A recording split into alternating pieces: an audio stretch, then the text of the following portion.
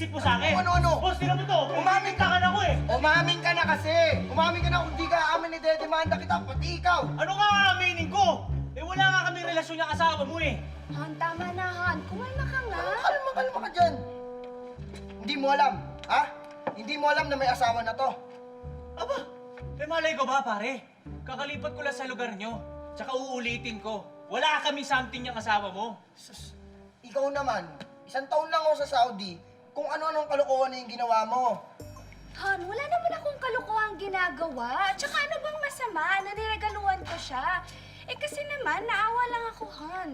Tuwing na inaayos niya yung tubo natin sa bahay, at yun din yung suot niya. Kaya niregaluhan ko lang siya. Diba? Salamat. Kaya lang ang naregalo mo sa kanya, tignan mo, oh. Parehas kami, oh. Sabi mo sa akin, special to? Parehas kami? Ano yun? Paano naging special yun? Eh, special naman talaga yan, Han. Tignan mo nga, oh. Parehas na parehas kami. Pag nakita kami ng tao, ano sasabihin, ha?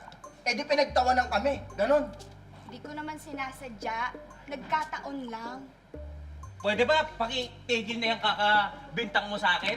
Sinabi ko nga sa'yo, wala nga akong kasalanan dito. Umami na kasi kayo. Teka, Sandali lang. Umami na kayo.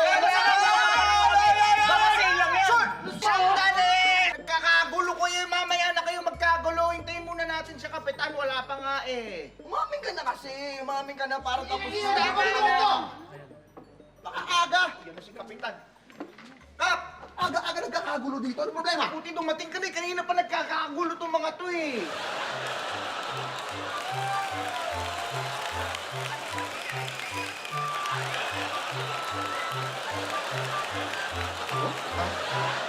Wala ito. Nagtataon lang.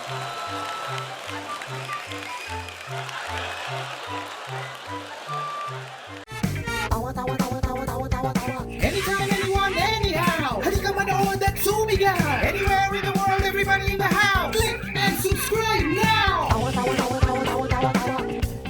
You know.